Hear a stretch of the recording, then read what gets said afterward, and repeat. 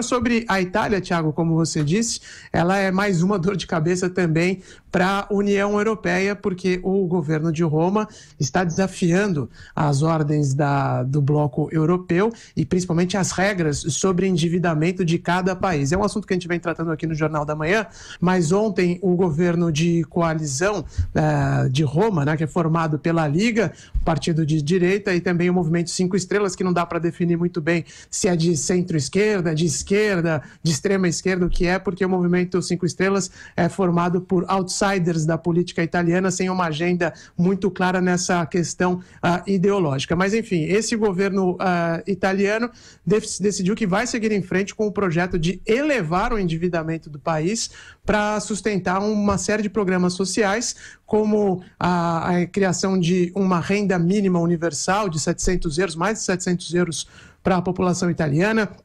Também voltar com a redução da idade mínima para aposentadoria e diminuição dos impostos.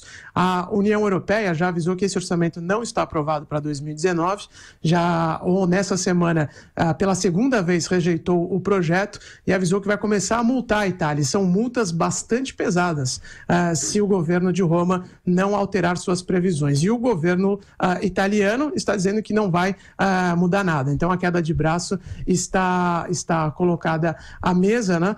E agora a gente precisa esperar para ver se a União Europeia vai mesmo colocar essas multas em prática ou não. Mas o fato é que a dívida pública da Itália hoje, que só é menor do que a da Grécia, na zona do euro, está em cerca de 2,3 trilhões de euros. Havia uma projeção do governo de que, elevando esses gastos ainda mais, a economia italiana voltaria a crescer. A projeção é de 1,5% de crescimento do PIB para o ano que vem, mas nem mesmo os estatísticos lá da Itália afirmam que esse crescimento é possível. Até o órgão oficial do governo italiano afirma que o crescimento do PIB do país não vai passar muito de 1% em 2019. E tudo isso diminui as questões técnicas relativas a esse aumento de gastos que o governo italiano está propondo. Por isso, existe avaliação aqui na Europa de que, na verdade, o que o governo da Itália quer é aumentar a sensação da população local contra a União Europeia, contra os burocratas europeus que estariam fazendo essa ingerência, né, nas políticas do país, e assim faturariam mais votos na próxima eleição do Parlamento Europeu, que vai ser realizado em maio. A Liga pretende ampliar ainda mais a sua força, elevando esse sentimento contra a União Europeia lá na Itália. Thiago.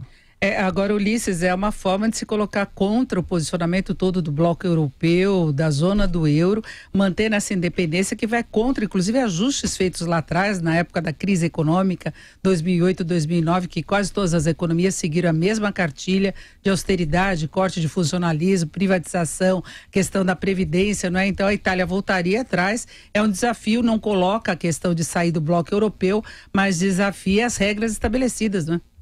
É isso, Denise, principalmente pelo fato de que as regras são bem claras, como você falou, é um caminho inverso do que vem sendo adotado pelos outros países do bloco, e não existe nem sustentação técnica para isso, porque, como eu disse, o próprio órgão, que seria o equivalente ao IBGE, vamos dizer, lá da Itália, afirma que não haverá esse crescimento do PIB como o governo está justificando para fazer essa elevação dos gastos públicos. E o país já sendo o segundo mais endividado da zona do euro, é uma situação muito complicada. E a própria União Europeia sabe que, se der errado o plano, a Itália não vai quebrar, né? Não vai falir de uma vez. Vai precisar de socorro, como já ocorreu no passado. Por isso, existe essa preocupação sobre a política que o governo populista italiano está tentando implementar nesse momento. Mas pode dar certo, viu?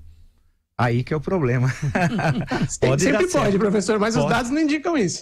Pode dar certo, porque há uma resistência muito grande contra a Alemanha, né? Sim, e a perda da lira e virando o euro, isso prejudicou muita gente na Itália, né? E a promessa eleitoral tem de ser cumprida, né? Da renda mínima e tal. Sim. E você bem destacou que é uma união política estranhíssima para os padrões brasileiros, por exemplo. Da Liga com o Movimento 5 Estrelas. E você bem lembrou que teria um perfil vai tentando de centro-esquerda com um partido de direita, né? Num país em que houve uma absoluta reorganização da política partidária após a Operação Mãos Limpas, uma reestruturação. E tem problemas graves, como você bem lembrou. Agora, pode dar certo, vai ser engraçado se der certo, viu? Agora, dificilmente, acho eu, você lembrou das multas, que são pesadíssimas, mas o governo vai voltar atrás, porque se o parlamento italiano aprovou, eles vão colocar em prática isso. E aí tem, como você bem lembrou, tem eleições em maio, a questão do parlamento, né, europeu, quer dizer, envolve, então, portanto, questões complicadas, econômicas, políticas, vai ser bem interessante. Bem, não vai faltar assunto, esse é o lado bom, né? Sem dúvida, para você. Se der certo, melhor ainda, né? Porque significa que a economia da Itália vai voltar a crescer, que a situação vai melhorar socialmente por lá. Agora, a preocupação dos burocratas europeus é justamente esse aumento ainda mais expressivo da dívida italiana. Agora, com a eleição chegando, existe essa questão também que precisa ser analisada, se o governo não está tentando jogar ainda mais, né, com esse sentimento anti-europeu, que não dá para negar, está crescendo bastante em todo o continente, não é só aqui no Reino Unido, mas também na Itália, na Grécia e em tantos outros países aqui do bloco. Ulisses, até mais tarde, bom trabalho. Até mais tarde, bom dia a todos.